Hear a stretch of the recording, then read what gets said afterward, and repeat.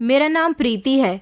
आज मेरी सफलता के पूरे 8 साल बाद मेरे घर पर एक न्यूज़ रिपोर्टर आई हुई थी जो मुझसे मेरी सफलता की पूरी कहानी जानना चाहती थी। मुझे बहुत गर्व महसूस हो रहा था क्योंकि पिछले 8 साल पहले मैंने अपने करियर की शुरुआत की थी और इतने सालों में आज मैंने कामयाबी की ऊंचाइयों को छू लिया है। मेरी उम्र 29 साल है। लोग ये जानकर हैरान होते हैं कि इतनी कम उम्र में इतनी कामयाब कैसे हो गई। हालांकि लोगों को कामयाब होने में कई कई साल गुजर जाते हैं, मगर मुझे कामयाब हुए पूरे 8 साल गुजर चुके थे। वो मेरा इंटरव्यू लेने आई थी। उसने कहा था कि मैम, मैं आपके बारे में सब कुछ जानना चाहती हूँ। एक लड़की जिसकी उम्र 29 साल है, जिसकी अभी तक शादी भी नहीं हुई है। उसने मिडिल क्लास फैमिली में जन्म लिया और अपनी मेहनत और काबिलियत से आज वो प्रीति कंस्ट्रक्शन कंपनी की मालकिन के नाम से जानी जाती है। मिस प्रीति, आपकी कंपनी शहर की मल्टीनेशनल कंस्ट्रक्शन कंपनियों में पहले नंबर पर आती है। ज़रूर आपने बहुत सारी परेशानियों से गुजरकर और बहुत सारे सेक्रीफाइस करके ही इतना सक्सेस कमाया होगा। आखिरकार कोई आसानी से तो कामयाब नहीं होता, उसे बहुत सारी मुश्किलों का सामना करना पड़ता है। हम आपकी कामयाबी की दास्तां सुनना चाहते हैं और लोगों को भी आपकी कामयाबी की कहानी सुनाना चाहते हैं ताकि लोग आपको देखकर कुछ सीखें और आपसे उन्हें एक नई प्रेरणा मिले। मैं अपनी कामयाबी की दास्तां सुनाने के लिए तैयार थी। ये न्यूज़ रिपोर्टर बिल्कुल ठीक कह रही थी। बहुत सी मुश्किलों का सामना करने के बाद आज मैं इस मकाम पर आई थी कि लोग मुझे सिर्फ प्रीति के नाम से नहीं बल्कि प्रीति कंस्ट्रक्शन की मार्केट में प्रीति आहूजा के नाम से जानते थे। उसका यही सवाल था कि मैं आपसे आपकी बिजनेस जर्नी के बारे में जानना चाहती हूँ। आप प्लीज़ हमसे और हमारे व्यूवर्स से अपनी सफलता की स्टोरी शेयर कीजिए। मैं उस रिपोर्टर की बात पर मुस्कुराई थी। जब मैंने जन्म लिया था तो कुछ लोगों ने मेरे पेरेंट्स से कहा था कि अगर बेटा पैदा होता तो तुम दोनों पति पत्नी का बुढ़ापे में सहारा बनता, मगर मैं तो एक बेटी थी। मेरे पेरेंट्स ने कहा कि यही हमारे लिए हमारा बेटा है और यही हमारी बेटी भी है। मेरे बाद मेरे पेरेंट्स के यहाँ कोई औलाद नहीं हुई। मैं उनकी पहली और आखिरी औलाद थी, लेकिन फिर भी वो लोग निराश नहीं हुए। उन्होंने लोगों के तानों को खामोशी से सुन लिया, बल्कि उनको पलटकर जवाब दिया कि उनकी बेटी है तो क्या हुआ, बेटियों को अगर आज़ादी दी जाए तो वो आसमान की ऊंचाइयों को छू लेती हैं और अपने माँ बाप का नाम रोशन करती हैं। मैंने एक मिडिल क्लास फैमिली में जन्म लिया था। मेरे पापा एक मामूली से इलेक्ट्रीशियन थे। मेहनत मजदूरी से अपने परिवार का गुजारा कर रहे थे। बचपन से ही उन्होंने मुझे स्कूल में पढ़ाया था और फिर बड़े होने के बाद उनकी बेटी बहुत समझदार हो गई थी, जिन्होंने अपनी बेटी को फूलों की तरह पाला था। अब उनकी बेटी उनका ख्याल रखना चाहती थी। मुझे जॉब करनी थी। मैंने 2-3 कंपनी में अपना CV और इंटरव्यू दिया था। मेरी अच्छी क्वालिफिकेशन देखते हुए मुझे एक मल्टीनेशनल कंपनी में नौकरी मिल गई थी। मैं इस सब से बहुत खुश थी। वहाँ पर अब मेरी सैलरी सिर्फ मामूली सी थी क्योंकि ये मेरी शुरुआत थी। मेरा ध्यान हमेशा मेरे काम में ही लगा रहता था। जिस दिन से मैंने ऑफिस ज्वाइन किया था उसी दिन से मैंने अपना सब कुछ उस कंपनी के हवाले कर दिया था। शुरू से ही मैं अपनी पढ़ाई को लेकर काफ़ी सीरियस रही थी, लेकिन जब मेरी एजुकेशन कंप्लीट हो गई और मैंने ऑफिस ज्वाइन किया तो मैं अपने काम के लिए ज़्यादा सीरियस रहने लगी थी। मेरे पेरेंट्स भी हमेशा मुझसे यही कहते थे कि तुम जिस काम को करती हो उसे बड़े मन लगाकर करती हो, उस काम में इतना खो जाती हो कि तुम्हें इधर उधर कुछ दिखाई ही नहीं देता। ऑफिस के बॉस बहुत अच्छे थे।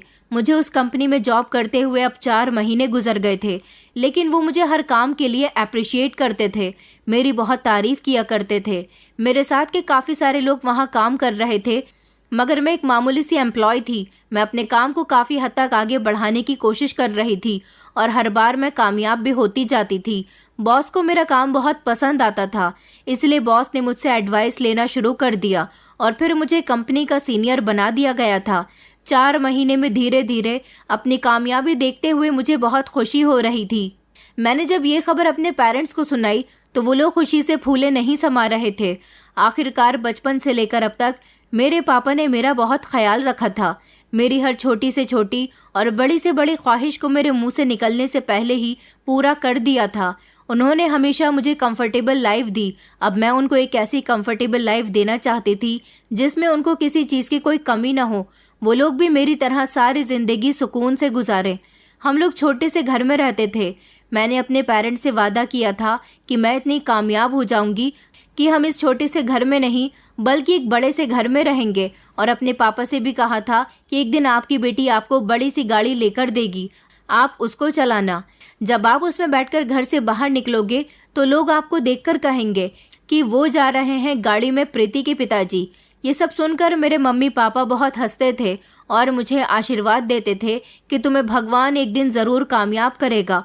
और फिर मेरे पेरेंट्स की दुआ मुझे लग गई थी। मैं धीरे धीरे इतनी कामयाब होती चली गई कि मुझे अपनी कंपनी की मामूली सी एम्प्लॉय से डायरेक्ट कंपनी की मैनेजर बना दिया गया था। मेरी सैलरी भी बढ़ गई थी। मैंने अपनी गाड़ी भी ले ली थी और बड़ा सा घर भी खरीद लिया था। मेरी जिंदगी पूरी तरह से बदल कर रह गई थी। पूरे 1 साल में मैं कहाँ से कहाँ पहुँच गई थी, ये मैंने खुद भी नहीं सोचा था। आखिरकार ये सब करने के लिए मैंने बहुत सारी मेहनत जो की थी। मैं ना तो किसी से फ़ोन पर बात करती थी और ना ही मैं मोबाइल का फालतू इस्तेमाल करती थी। न मैं अपने दोस्तों के साथ ज़्यादा दोस्ती रखती थी और ना ही किसी के साथ घूमने फिरने जाती थी। ना मेरे पास इतनी फुर्सत होती थी कि मैं अपने पेरेंट्स के साथ भी बैठकर ढेर सारी बातें करूं। न मैं अपने किसी फैमिली फंक्शन या ओकेजन को एंजॉय करती थी। मैं पूरी तरह से अपनी कंपनी के काम में इन्वॉल्व होकर रह गई थी। पूरी कंपनी में मेरा ही नाम हो गया था। कंपनी के लोग ये देखकर हैरान होते थे कि मैं उन लोगों के बाद आई थी और फिर भी इतनी कामयाब हो गई थी, जबकि वो लोग मुझसे पहले आए हुए थे। फिलहाल मेरा 1 साल कंपनी में बहुत अच्छा रहा था, क्योंकि वहाँ के लोग मेरी बहुत इज्जत करने लगे थे। जब भी कंपनी में मीटिंग होती थी, मैं हर बार अच्छी ही एडवाइस दिया करती थी और मेरी एडवाइस हर बार हमारी कंपनी के प्रोजेक्ट के बहुत काम आती थी।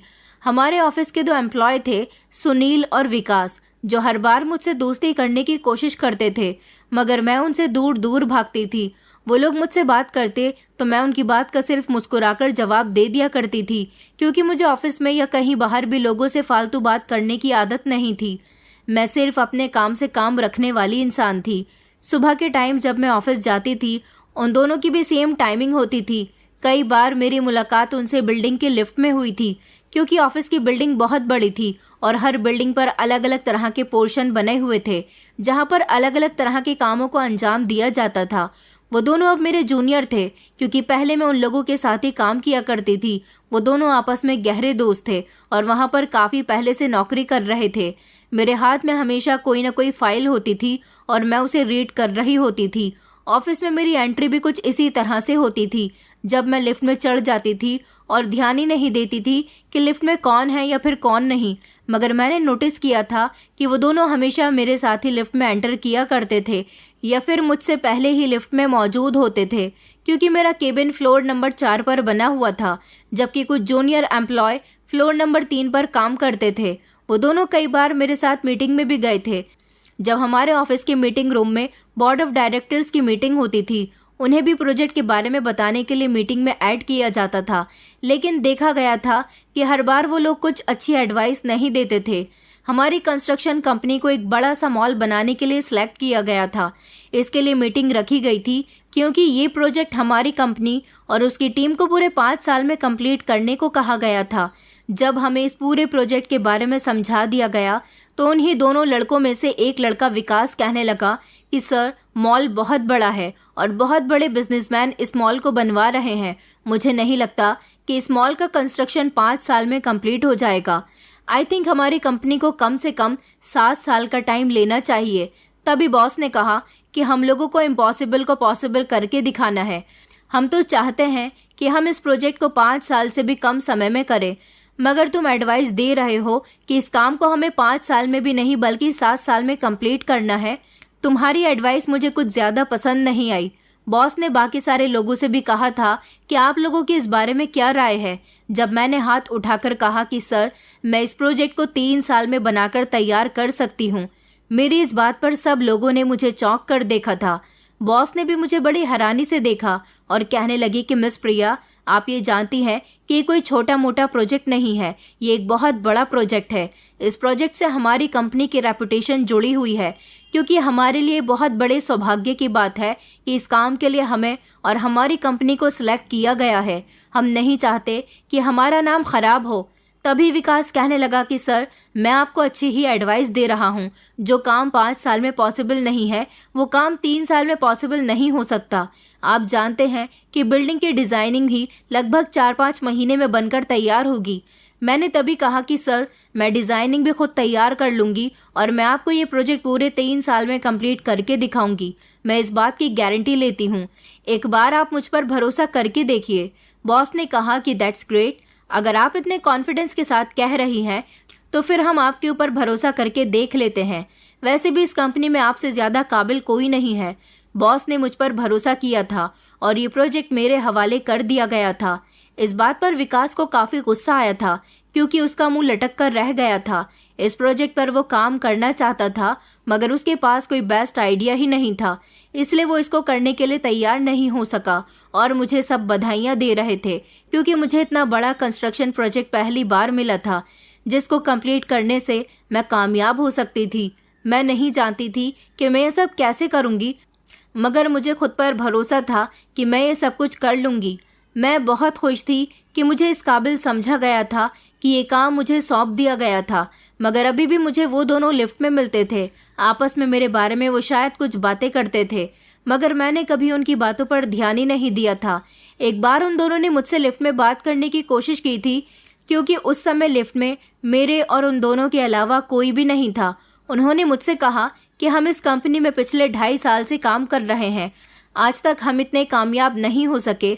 आखिर तुम ऐसा क्या जादू करती हो जिसकी वजह से 1 साल में ही तुम एक मामूली सी एम्प्लॉय से यहाँ की बड़ी मैनेजर बन गई हो। मैंने कहा कि जिस तरह मैं मेहनत करती हूँ उसी तरह से तुम लोग भी कर लिया करो, मैं कोई जादू नहीं करती।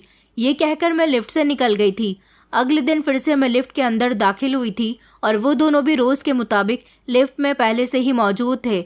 जब मेरा ध्यान अपनी एक फाइल को पढ़ने में बिजी था, आज भी वो दोनों आपस में कुछ खुसुर पुसुर कर रहे थे। मुझे फ्लोर नंबर 5 पर जाना था। मैं बटन प्रेस कर चुकी थी। लगभग 10-15 सेकंड गुजरे थे जब अचानक लिफ्ट से खड़खड़ की आवाज़ आने लगी थी। उस दिन मुझे बहुत इंपॉर्टेंट मीटिंग करनी थी, इसलिए मुझे जल्द से जल्द अपने केबिन जाने के बाद सबको इन्फॉर्म करना था। लेकिन इन आवाज़ों से मैं बहुत परेशान हो रही थी और मैंने घबराते हुए कहा कि आखिर ये लिफ्ट इस तरह से क्यों हिल रही है। वो दोनों मुझे देखकर कह रहे थे कि क्या हुआ प्रीति, आप बहुत घबरा रही हैं। मैंने कहा ये हिल क्यों रही है। मैं बुरी तरह से काँप रही थी। मैंने अपनी फाइल बंद की और डर भरी नज़रों से दरवाजे की तरफ देखा। ऊपर लिखा हुआ साफ साफ जाहिर हो रहा था कि अब हम 3रे फ्लोर पर हैं। लिफ्ट में जोर जोर से खड़खड़ सी आवाज़ हो रही थी। अब मैं वजह समझने की कोशिश कर रही थी कि अचानक लिफ्ट बंद हो गई। मैं अचानक लिफ्ट रुकने पर परेशान हो गई थी। मैंने दरवाजे को खोलने की कोशिश की तो मैं नाकाम रही थी। लिफ्ट बिल्कुल एक जगह बंद होकर फंस गई थी। मैंने घबराकर इधर उधर हाथ मारे। तभी मेरी नज़र सुनील और विकास पर गई थी। मैं उन्हें देखकर कंफ्यूज हुई थी क्योंकि वो दोनों ही बड़ी बेफिक्री से खड़े हुए थे। उन लोगों को जैसे लिफ्ट रुकने से कोई फर्क ही नहीं पड़ा था। लेकिन इन दोनों ने मुझसे जो कहा था उसे सुनकर तो मेरे होश उड़ गए थे। वो कहने लगे कि आज सुबह से लिफ्ट बंद है, तुमने बाहर लगा हुआ साइन बोर्ड नहीं देखा क्या? लिफ्ट में कुछ खराबी हो गई है, इसीलिए सब लोग सीढ़ियों का इस्तेमाल कर रहे हैं। तुम इतनी पढ़ी लिखी होते हुए भी बाहर लगा हुआ साइन बोर्ड नहीं देख सकी। मैंने कहा तुम लोगों ने अगर साइन बोर्ड देखा था तो तुम लोग इस लिफ्ट में सवार क्यों हुए? तभी सुनील हंसते हुए कहने लगा क्योंकि हमें तो खतरों से खेलने का बहुत शौक है। इसलिए ये कहकर वो दोनों एक दूसरे को ताली मारकर जोर जोर से हंसने लगे थे। मैंने कहा व्हाट नॉनसेंस। उसकी बात सुनकर तो मैं पागल हो गई थी। वो ऐसे बोल रहे थे जैसे लिफ्ट बंद होना कोई मामूली बात हो। लिफ्ट का खराब होना तो सच में एक मामूली सी बात थी, लेकिन इसे ठीक किया जा सकता था। मगर ये कितनी देर में ठीक होगी? मेरी मीटिंग का टाइम निकल जाएगा। लोग सोचेंगे कि आज मैं ऑफिस नहीं आई हूँ क्योंकि कोई भी ये नहीं जानता था कि मैं लिफ्ट में फंसी हुई हूँ। मैंने ऑफिस के काफ़ी सारे लोगों को कॉल लगाने की कोशिश की मगर लिफ्ट बंद होने की वजह से मेरे फ़ोन में नेटवर्क नहीं आ रहे थे। मैं बहुत परेशान हो गई थी। मैंने उनसे कहा कि जब मैं लिफ्ट के अंदर दाखिल हो रही थी तब तुम लोगों ने मुझे इस बारे में क्यों नहीं बताया, मुझे रोका क्यों नहीं? मैंने तो अपनी फाइल पर ध्यान देने की वजह से किसी साइन बोर्ड पर ध्यान नहीं दिया था। सुनील कहने लगा अरे आप तो बहुत इंटेलिजेंट है, आपको तो कुछ भी समझाने की ज़रूरत नहीं है। हमें लगा आपने साइन बोर्ड भी देख लिया होगा और हमारी तरह जानबूझकर आप भी इस लिफ्ट में आ गई। वो दोनों कहने लगे कि कोई बात नहीं, ऐसा कभी कभी हो जाता है, इसमें हमारी कोई गलती नहीं है। वो लोग बड़े ही बेफिक्र थे मगर मेरा तो सर चकरा कर रह गया था। मुझे मेरे दिमाग ने ये वक्त दिखा दिया था। अगर मैं फाइल पढ़ने में इतनी बिजी ना होती, देखकर चलती, तो ज़रूर मैं साइन बोर्ड देख लेती। मैं उस समय समझ नहीं पाई थी कि इन दोनों ने मेरे साथ कोई चाल चली है। उन्होंने मुझे सिर्फ इसलिए नहीं बताया कि हम एक साथ लिफ्ट में बंद हो जाएं। उन्होंने लिफ्ट की खराबी का फ़ायदा उठाया था। उन्हें बिल्कुल महसूस नहीं हो रहा था कि बंद लिफ्ट में हमारे साथ कोई भी प्रॉब्लम हो सकती थी। उन दोनों ने बताया था कि लिफ्ट को ठीक होने में 2-3 घंटे का टाइम लग सकता है, और 2-3 घंटे एक छोटी सी लिफ्ट में बंद रहने का सोच सोचकर मेरी तो हालत ही खराब होने लगी थी। मुझे लगा कि मेरा दिल बंद हो जाएगा। मेरा शरीर कांपने लगा था। मैं दीवार का सहारा लेते हुए नीचे गिर सी गई थी। बाहर साइन बोर्ड न देखने की गलती मुझे सता रही थी। मुझे अपनी गलती पर बेहद पछतावा हो रहा था। विकास और सुनील पर भी बहुत गुस्सा आ रहा था, जो साइन बोर्ड को देखने के बाद भी अनदेखा करके लिफ्ट के अंदर आ गए और मुझे भी इस बारे में कुछ नहीं बताया था। मेरी हालत बहुत खराब होती देखकर वो दोनों मुझे फिक्र जताते हुए मेरे बराबर में आकर बैठ गए थे। मुझे तसल्लियां देने लगे। मेरे कंधे पर हाथ रखकर बहाने बहाने से मेरे करीब बैठ गए और कहने लगे, अरे प्रीति, आप इतना परेशान क्यों हो रही हो? लिफ्ट खराब होना तो एक नॉर्मल सी बात है। अभी थोड़ी देर में ठीक हो जाएगी। वक्त गुजरने का पता भी नहीं चलेगा। तुम यहाँ पर अकेली तो नहीं हो, हम भी तो तुम्हारे साथ यहीं पर बैठे हुए हैं। मैंने रोना शुरू कर दिया था। मैं बहुत परेशानी में घिर चुकी थी। उन दोनों का करीब आना मैं महसूस नहीं कर सकी। मैं रोने में बिजी थी और मेरी हालत भी खराब हो चुकी थी, मगर मैंने उन दोनों के हाथ अपने कंधों से सरककर अपनी कमर की तरफ जाते हुए महसूस किए तो मुझे एक जोरदार झटका सा लगा था। मैंने उन्हें हैरानी से देखा और कहा, ये तुम क्या कर रहे हो? तुम्हें ऐसी हरकत करते हुए शर्म आनी चाहिए। मेरा चेहरा गुस्से से लाल हो रहा था, मगर वो कहने लगे कि लिफ्ट तो बंद हो चुकी है, 2-3 घंटे तक नहीं खुलेगी। तब तक हम ऐसे ही बैठे रहेंगे तो बोर हो जाएंगे और इस लिफ्ट के अंदर घबराहट भी महसूस होने लगेगी। उन दोनों ने कहा कि आज हमें तुमसे दोस्ती करने का बहुत अच्छा मौका मिल गया। वैसे भी तुम अपने काम में इतनी बिजी रहती हो कि हमसे बात तक नहीं करती। तुम बहुत घमंडी लड़की हो। काफ़ी टाइम से हम तुमसे बात करने की कोशिश कर रहे हैं, मगर तुम हमें नज़र उठाकर तक नहीं देखती।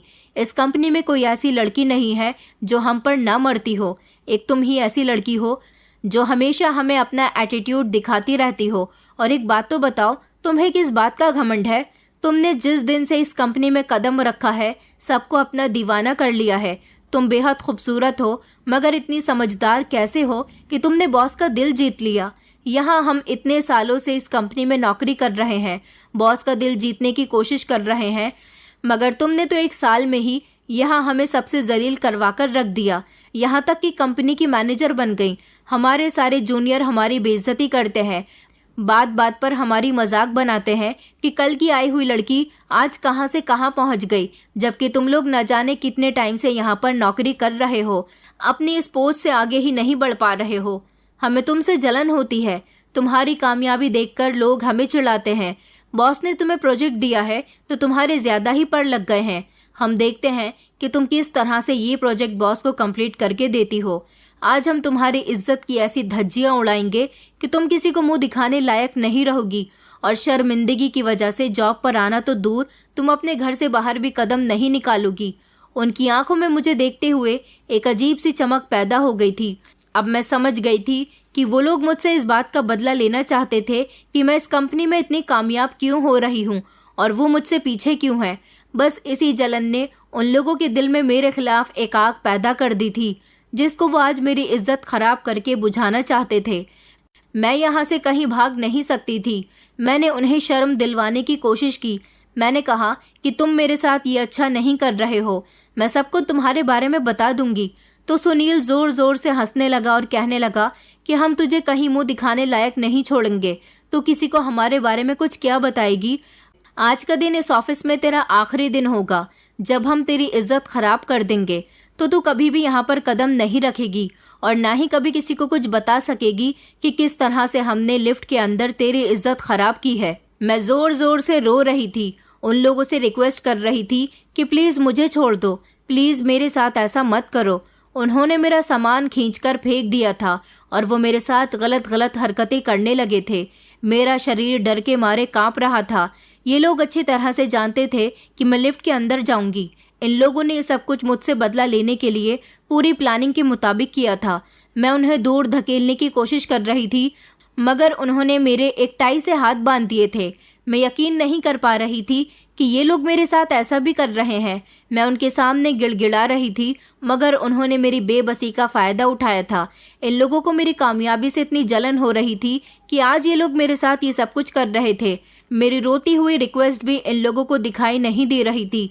सुनील और विकास ने एक एक करके मेरे साथ बदतमीजी की थी। वो दिन मेरी ज़िंदगी का सबसे ख़तरनाक दिन था। मुझे बार बार अपने पेरेंट्स की एडवाइस याद आ रही थी, जो हमेशा मुझे समझाते रहते थे कि इधर उधर देखकर चला करो, हमेशा अपने काम में इतनी मत खो जाया करो कि तुम्हें अपने आसपास की कोई खबर ही न हो। लड़कियों को बहुत ख्याल रखना पड़ता है, मगर मैं तो इस बात पर कभी ध्यान ही नहीं देती थी। वो दोनों काफ़ी देर तक मेरी इज्जत के साथ खेलते रहे थे और बार बार आपस में बातें कर रहे थे कि अब ये कभी कामयाब नहीं हो सकेगी। इसकी जगह इस ऑफिस में अब हमारी इज्जत होगी, हम इसकी जगह इस प्रोजेक्ट पर काम करेंगे। मैं अकेली थी और वो दोनों हट्टे कट्टे मर्द थे। उनकी ताकत मुझसे कई गुना ज्यादा थी। मैं बार बार उन्हें धमकाती रही थी, उन्हें बद्दुआएं देती रही थी, मगर मैं उनसे न छूट सकी। काफ़ी समय तक वो दोनों मेरा खूब फ़ायदा उठाते रहे थे। मैं इतनी तकलीफ का शिकार हो चुकी थी कि मैं कुछ भी बर्दाश्त न कर सकी और ना जाने कब तक लिफ्ट में बेहोश पड़ी रही थी। मुझे पता ही नहीं चला कि लिफ्ट किस समय ठीक हुई थी। मेरी किस्मत अच्छी थी कि जब मेरी आँख खुली उस समय वहाँ आसपास कोई भी मौजूद नहीं था, वरना लोग मेरे बारे में क्या सोचते। मैं जल्दी से उठी और मैंने अपना सारा सामान समेट लिया था और मैं वहाँ से निकलकर खामोशी से अपनी गाड़ी में बैठकर वापस घर आ गई थी। मेरी हालत बहुत बुरी थी, मुझसे ढंग से चला भी नहीं जा रहा था। मैंने जैसे ही अपने घर की डोरबेल बजाई, मेरी मम्मी दरवाज़ा खोलते ही मुझे देखकर परेशान हो गई थी, क्योंकि मैं ठीक से खड़ी भी नहीं हो पा रही थी। उन्होंने मुझे जल्दी से संभाला और मुझे सहारा देते हुए घर के अंदर लेकर गई थी। वो बार बार मुझसे पूछ रही थी कि क्या हुआ है तुम्हें, ये क्या हाल हो रहा है तुम्हारा। वो बहुत घबरा गई थी। वो मुझे सहारा देकर मेरे कमरे तक ले गई थी। मेरा हुलिया जितना ख़राब हो रहा था, मेरी मम्मी को सताने लगा कि ना जाने मेरे साथ क्या हुआ है। वो मुझसे पूछने लगी कि तुम्हें क्या हुआ है बेटा, तुम तो ऑफिस गई थी और आज तुम ऑफिस से बहुत जल्दी आ गई हो। मैंने रोते हुए अपनी मम्मी को बताया कि मैं सुबह जब ऑफिस गई थी तो वहाँ की लिफ्ट ख़राब हो गई थी और बंद लिफ्ट के अंदर मेरा दम घुटने लगा था। जब लिफ्ट ठीक हुई तो मैं फ़ौरन वहाँ से निकलकर यहाँ आ गई, क्योंकि मेरी तबीयत ठीक नहीं थी। लिफ्ट के बाहर लिफ्ट ख़राब होने का साइन बोर्ड लग रहा था, मैंने वो नहीं देखा और 2-3 घंटे लिफ्ट के अंदर बंद रहने की वजह से मेरी हालत ऐसी हो गई। मैं चाहकर भी अपनी मम्मी को नहीं बता पाई थी कि मेरे साथ क्या हुआ। मैं अपनी इज्जत गंवा चुकी थी। मेरी मम्मी परेशान नज़रों से मुझे देख रही थी। मैंने अपना हुलिया संभाल लिया था, मगर फिर भी मेरी मम्मी को चैन नहीं मिल रहा था। मेरी हालत देखकर उन्हें शक हो रहा था। मेरे अंदर सारी हिम्मत खत्म हो गई थी। मेरा मोबाइल मेरे बैग में पड़ा हुआ था।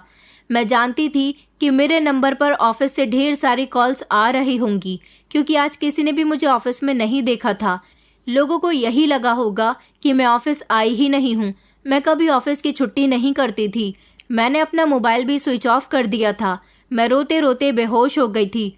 रात तक मुझे होश आया तो मैंने देखा कि मेरे पेरेंट्स मेरे इर्द गिर्द बैठे हुए थे। उनके होश उड़े हुए थे। मुझे आँख खोलते हुए देखकर दोनों मुझसे पूछने लगे कि अब कैसी हो बेटा। मैंने उन्हें तसल्ली दी कि मैं बिल्कुल ठीक हूँ। हालांकि मुझे अपना सर भारी होता महसूस हो रहा था। तब मेरी मम्मी ने मुझे बताया कि मुझे बहुत तेज़ बुखार हो गया था, लेकिन अब कुछ आराम आया है। उन्होंने मुझे खाना खिलाकर दवाई दे दी थी। मैं दोबारा नहीं रोई थी, क्योंकि मेरी आंखों से आंसू सूख चुके थे। मेरे दिल में नफरत का एक गुब्बार सा जमा हो गया था। मेरी आंखों से मेरी बेइज्जती का वो नज़ारा नहीं जा रहा था। मुझे अपनी बेबसी याद आती तो मन करता कि उन दोनों को जान से मार दूं। मुझे हैरानी हो रही थी कि वो लोग खुद कुछ नहीं कर सकते थे और मेरी कामयाबी से कितना जल रहे थे। सच में इंसान दूसरे की कामयाबी से बहुत जलता है, और जब उसके अंदर जलन की आग भड़कने लगती है तो वो अपना बदला लेकर ही रहता है। अगर हम दूसरों से जलन ना रखें और ख़ुद को कामयाब बनाने की कोशिश करें तो हम भी कामयाबी की ऊंचाइयों को छू सकते हैं। मगर लोग ऐसी सोच नहीं रखते। वो सोचते हैं कि हम आगे वाले इंसान को पीछे धकेलकर खुद आगे बढ़ सकते हैं, मगर ऐसा नहीं होता। ऊपर वाला सब कुछ देख रहा है। एक न एक दिन इंसाफ सबके साथ होना है। मेरे दिल में उन दोनों के लिए बदले की आग भड़क रही थी। हालांकि उस समय मेरी हालत ऐसी नहीं थी कि मैं घर से निकलती या दुनिया का सामना करती, मगर सिर्फ अपनी रुसवाई का बदला लेने के लिए मैं उन दोनों से एक बार दोबारा से मिलना चाहती थी। अपनी इज्जत खराब करने और अपनी इज्जत का बदला मेरे सर पर इतना सवार हो गया था कि अगले दिन मैं उठकर ऑफिस जाने की तैयारी करने लगी थी। मेरी मम्मी ने मुझे जब तैयार होते हुए देखा तो कहने लगी कि तुम्हारी तबीयत ठीक नहीं है बेटा, तुम कहाँ जा रही हो। मैंने सोचा कि आज तुम छुट्टी करोगी। मैंने कहा ऐसा मुमकिन नहीं है, मुझे एक बहुत इम्पॉर्टेंट प्रोजेक्ट मिला है जिस पर मुझे काम करना है और इस प्रोजेक्ट पर काम करना मेरे लिए बहुत ज़रूरी है। मेरे चेहरे पर परेशानी भरे एक्सप्रेशन देखकर मेरी मम्मी परेशान हो गई थी। वो कहने लगी कि तुम अभी ठीक नहीं हो, अकेली ऑफिस मत जाओ। उन्हें डर था कि मैं फिर से बेहोश हो गई तो क्या होगा। मैंने कहा कि आप परेशान न हो, मैं बिल्कुल ठीक हूँ। अगर मुझे अपनी तबीयत खराब होती हुई महसूस हुई तो मैं घर वापस आ जाऊंगी। वैसे तो मैं भी आराम करना चाहती थी क्योंकि मेरी तबीयत सच में ठीक नहीं थी। मेरे अंदर हिम्मत नहीं थी कि मैं घर से निकल सकती, मगर मैं उन दोनों लड़कों को सबक सिखाकर ही सुकून से बैठ सकती थी। मैंने अपनी मम्मी की नज़रों से छुपकर जल्दी से बैग में वो सामान रख लिया था जिसकी मुझे सख्त ज़रूरत पड़ने वाली थी। मेरी मम्मी का ध्यान मुझ पर नहीं था। उन्हें बिल्कुल भी आइडिया नहीं हुआ था कि मैं क्या करने वाली थी। मैं अपना बैग लेकर वहाँ से निकल आई थी। मैंने नाश्ता भी नहीं किया था। मुझे तो किसी भी तरह ऑफिस की लिफ्ट में पहुँचने की जल्दी थी। मैं कमज़ोर लड़की थी, मगर अपने साथ हुई ज़्यादती भुलाना मेरे लिए आसान नहीं था। मैं बाकी लड़कियों की तरह जुल्म झेलना नहीं जानती थी। मैं सुशील और विकास को बताना चाहती थी कि वो दोनों मेरे साथ कितनी बड़ी गलती कर चुके हैं। आगे वो मेरी जगह किसी और काबिल लड़की को उसकी कामयाबी से न जले, मैं ऐसे काम से उन्हें रोकना चाहती थी। मैं जल्दी जल्दी ऑफिस पहुंच गई थी। हालांकि एक दिन पहले मुझ पर जो जुल्म हुआ था उसकी वजह से आज लिफ्ट की तरफ कदम बढ़ाते हुए मेरे कदम लड़खड़ा रहे थे, मगर मैं हिम्मत करके इस लिफ्ट में दाखिल हुई। वो दोनों अभी तक नहीं पहुंचे थे। मुझे लगा शायद आज वो ऑफिस नहीं आएंगे। जो जुर्म वो कर चुके थे शायद वो उस पर शर्मिंदा होंगे, लेकिन थोड़ी देर के बाद वो दोनों सामने से हंसते हुए लिफ्ट के अंदर दाखिल हुए थे। उनके चेहरे पर कोई डर और पछतावा नहीं था। मैं लगातार उनकी तरफ देख रही थी। आज मैंने अपना ध्यान किसी भी फाइल में नहीं लगाया था। जब उन दोनों ने मुझे लिफ्ट में खड़ा देखा तो एक मिनट के लिए वो भी शॉक्ड रह गए थे। पहले तो उनके चेहरे पर परेशानी जाहिर हुई थी, मगर जब मैंने रोज की तरह अपनी फाइल खोली और अपना ध्यान उसमें लगा लिया तो वो दोनों बड़े ही बेफिक्र हो गए थे। वो आपस में बातें कर रहे थे कि लगता है अभी तक मैडम की चर्बी उतरी नहीं है। हमें तो लगा था कि अब से मिस प्रीति ऑफिस ही नहीं आएंगी, मगर इनका तो काम पर बड़ा ही ध्यान है। लगता है आज फिर से मिस प्रीति यहाँ हमारे हाथों अपनी इज्जत खराब करवाने के लिए चली आई हैं। मगर आज लिफ्ट खराब नहीं है, आज तो लिफ्ट ठीक हो गई है। तभी दूसरा वाला लड़का विकास कहने लगा कि अरे नहीं नहीं, ऐसा लगता है कि मिस प्रीति ने अपने हथियार फेंक दिए हैं। शायद वो ये प्रोजेक्ट हमारे लिए छोड़ना चाहती हों और अपनी शर्मिंदगी मिटाने के लिए दोबारा से ऑफिस आ गई हों। ये कहकर वो दोनों जोर जोर से हंस रहे थे, मगर मैं उनकी बातों पर कोई ध्यान नहीं दे रही थी। अब लिफ्ट 4th फ्लोर पर आकर रुक गई थी। जब मैंने दोबारा से लिफ्ट का बटन दबाकर उसे नीचे कर दिया, लिफ्ट नीचे जाने लगी तो वो दोनों कहने लगे कि ये तुम क्या कर रही हो। लेकिन फिर झट से लिफ्ट ऊपर की तरफ आ गई थी, तो फिर मैंने झट से बटन दबाकर लिफ्ट को नीचे की तरफ छोड़ दिया। वो कहने लगे कि पागल हो गई हो क्या, हमें अपने केबिन की तरफ उतरना है। मैंने उनकी तरफ बढ़ते हुए कहा कि इतने भी क्या जल्दी है, आज लिफ्ट खराब नहीं है, ठीक है। हम लोगों के बीच आपस में बातें नहीं हो सकेंगी। अगर मुझे तुम लोगों से बातें करनी है, तुम लोगों को अपना दोस्त बनाना है। अब जो बातें मैं तुमसे करना चाहती हूँ वो ऑफिस के सारे लोगों के सामने तो नहीं कर सकती ना। लिफ्ट नीचे आती तो मैं उसे ऊपर कर दिया करती थी, और लिफ्ट ऊपर जाती तो मैं उसे बटन दबाकर नीचे कर दिया करती थी। बार बार मैं यही कर रही थी और उनसे बातें कर रही थी। मैंने उन दोनों से कहा था कि मैं तुम दोनों से दोस्ती करना चाहती हूँ। मुझे तुम्हारी उस दिन वाली हरकत पसंद आई थी। ऐसा भी हो सकता है ना कि तुम लोग मेरे साथ टाइम पास कर लो। मेरी बात सुनकर वो दोनों खुश हुए थे। उनके चेहरे पर एक अजीब सी चमक आ गई थी। रही मेरी कामयाबी की बात, तो मैं सब कुछ तुम लोगों के लिए छोड़ दूंगी। अब मैं क्या करूं? मेरी इज्जत तो तुम दोनों खराब कर चुके हो। अगर तुम दोनों ने उस दिन वाली हरकत की बात सबको बता दी तो मेरी ऑफिस में बड़ी ही इंसल्ट होगी, इसलिए मैं खुद ही बॉस से कहकर वो प्रोजेक्ट तुम लोगों को दिलवा दूंगी। मेरी बात सुनकर वो खुश हुए थे और कहने लगे कि हमें तुमसे उम्मीद नहीं थी कि तुम इतनी जल्दी संभल जाओगी। हमें तो लगा था कि अब तुम ऑफिस ही नहीं आओगी। नॉर्मली लड़कियां अपनी इज्जत खराब होने के बाद घर में मुंह छुपाकर बैठ जाती हैं। वो लोग जिस तरह की बातें कर रहे थे, मैंने उन्हें टोका नहीं था। मैं धीरे धीरे उनके करीब गई। मैं जानती थी कि वो एक बार जो गलती मेरे साथ कर चुके हैं, मौका मिलने पर दोबारा भी कर सकते हैं। मेरा ख्याल बिल्कुल ठीक था। वो दोनों मेरे करीब खड़े हो गए थे। बार बार लिफ्ट ऊपर नीचे जा रही थी। मैंने अपना बैग एक तरफ रख दिया था। अब वो दोनों लिफ्ट के बटन को बार बार दबाते और इसी काम में बिजी हो गए थे। वो लिफ्ट खुलने नहीं दे रहे थे। मेरे करीब आकर वो दोनों फिर से वही हरकत दोहराने लगे। आज मैं उनसे अपनी बेइज्जती का ऐसा बदला लेने आई थी जो इन लड़कों को सारी जिंदगी याद रहने वाला था। जब इन्होंने दूसरी बार मेरे साथ जबरदस्ती करने की कोशिश की तो ठीक उसी समय पर मैंने अपने बैग से वो चीज निकाली जो मैं घर से लेकर आई थी। वो दोनों नासमझी से मुझे ऐसे देखने लगे जैसे वो मेरी हरकत को समझे ही न थे। मेरी अगली हरकत ने उनकी चीखें लिफ्ट में ही बंद कर दी थी। मैंने फुर्ती से अपने फ्लोर वाला बटन दबा दिया। वो दोनों पागलों की तरह अपने शरीर को छूते और चीख चीख कर बेहाल हो रहे थे।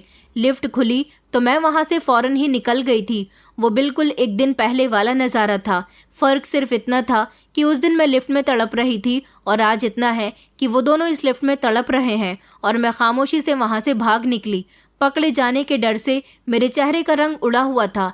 मैंने लिफ्ट ग्राउंड फ्लोर पर रोक दी थी और मैं वहां से निकलकर डायरेक्ट अपने घर आ गई थी और आज भी किसी को पता नहीं चला था कि मैं ऑफिस आई हूँ। 2-3 दिन तक मैं अपने घर पर रही थी। मैंने अपना मोबाइल भी ऑन नहीं किया था, लेकिन जब पूरे 1 हफ्ते के बाद मैंने अपना मोबाइल ऑन किया तो मोबाइल ऑन करने के 2-3 घंटे बाद ही मेरे मोबाइल पर बॉस की कॉल आई थी। उन्होंने मुझे बहुत डांट लगाई थी कि तुम इतने दिनों से कहाँ हो, तुम्हें याद है ना कि तुम्हें कितना इम्पोर्टेंट प्रोजेक्ट दिया गया है, तुम उस पर काम भी कर रही हो या नहीं। देखो मिस प्रीति, आपकी वजह से हमारी कंपनी की रेपुटेशन खराब नहीं होनी चाहिए। हमने बहुत भरोसा करके आपको ये प्रोजेक्ट दिया है।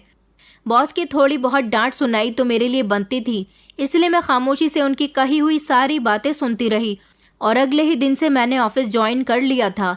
जब मैं अपने ऑफिस गई तो मुझे पता चला कि ऑफिस के junior adviser employ mister Sunil और मिस्टर विकास पिछले 1 हफ्ते से गायब हैं।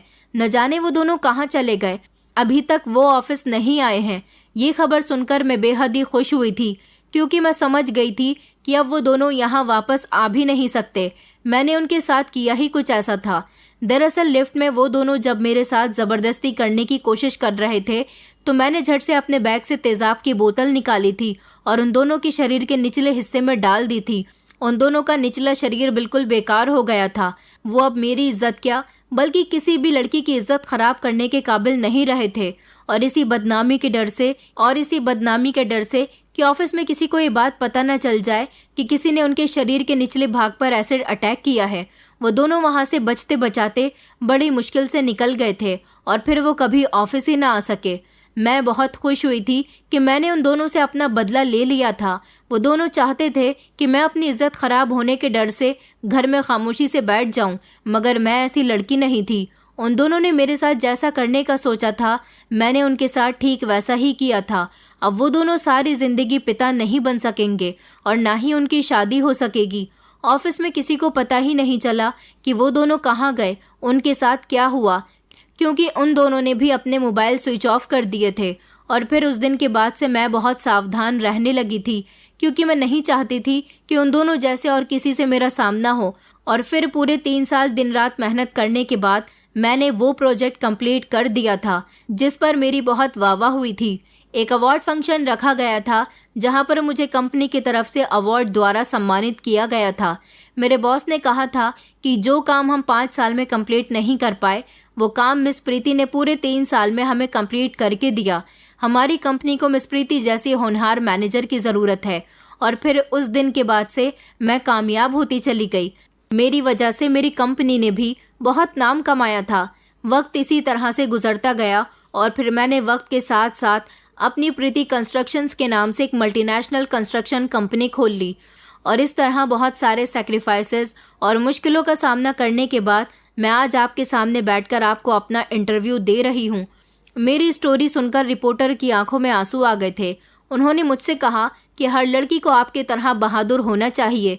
हर लड़की को आपकी स्टोरी सुनने के बाद ये मैसेज मिलना चाहिए कि डर कर कभी कुछ नहीं होने वाला।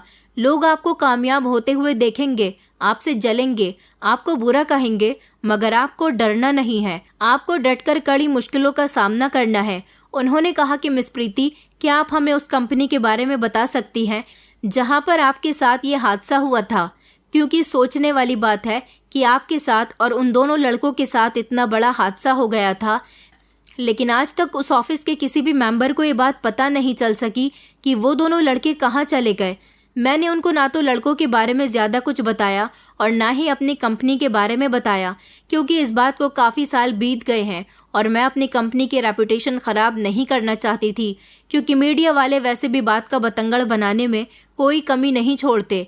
तो ये थी मेरी कहानी। मैं अपनी इस कहानी से सारी लड़कियों को ये मैसेज देना चाहती हूँ कि जो लड़कियां बदनामी के डर से घर में छुपकर खामोश बैठ जाती हैं, रोती धोती रहती हैं, अपनी कामयाबी भरी जिंदगी को बीच रास्ते में छोड़ देती हैं, तो उन लड़कियों से मैं ये कहना चाहूंगी कि मुश्किलों का सामना करना सीखिए। जो आपके साथ जैसा करता है उसको मुंह तोड़ जवाब देना सीखिए, उससे बदला लीजिए। हमारे समाज में लड़कियों को इज्जत के नाम पर इतना मजबूर कर दिया जाता है कि वो बेचारी बदनामी के डर से घर से बाहर भी नहीं निकलती। लेकिन आपको अपने लिए जुल्म के खिलाफ आवाज उठानी होगी। डरने से, रोने धोने से काम नहीं चलेगा, बल्कि हर मुश्किल के लिए, कड़े वक्त के लिए अपने आप को तैयार करें, मजबूत बनाएं, जुल्म के खिलाफ आवाज उठाएं और खुद को इतना कामयाब बनाएं कि दुनिया आपकी मिसाल दे। दोस्तों, उम्मीद करती हूँ आपको हमारी कहानी पसंद आई होगी। कहानी पसंद आई है तो वीडियो को लाइक करें, चैनल पर नए हैं तो चैनल को सब्सक्राइब करें और हाँ, नोटिफिकेशन बेल को जरूर दबाएं ताकि अगली अपडेट सबसे पहले आपको मिले।